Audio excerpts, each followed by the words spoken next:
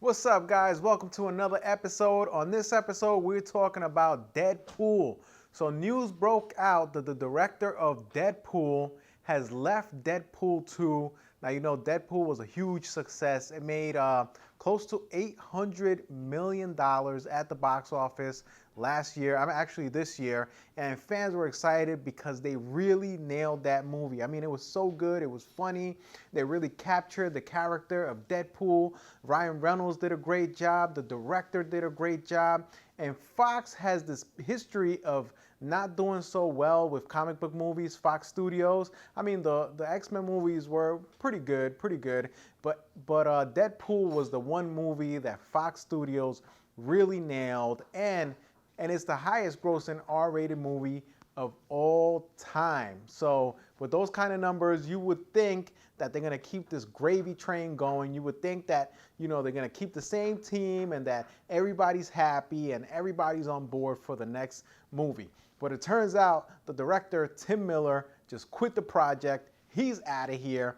And it turns out him and Ryan Reynolds, the main actor, who was also a producer on the first movie, they were having some kind of differences, some kind of creative differences on the sequel, and it just wasn't working out. So now the director is gone.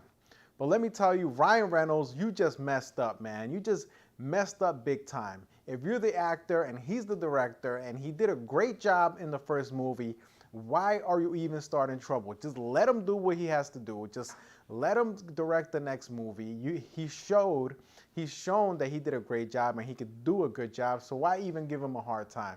Ryan Reynolds, this is the movie, this is the comic book movie that you've been waiting to do, especially after Green Lantern. That was a big disaster. That was a big mess.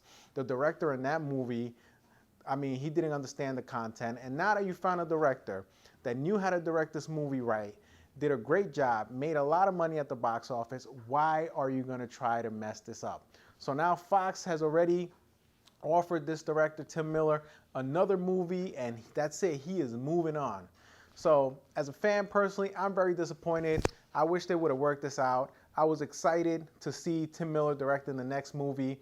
It was gonna have Cable, it's gonna have Domino, other characters from X-Force and Marvel, and I thought that was gonna be great.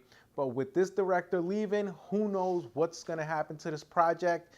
It might delay the project. It might be years from now that we see another Deadpool movie, and who knows if it'll have the same feel, if it's gonna be as funny, if it's gonna be as entertaining.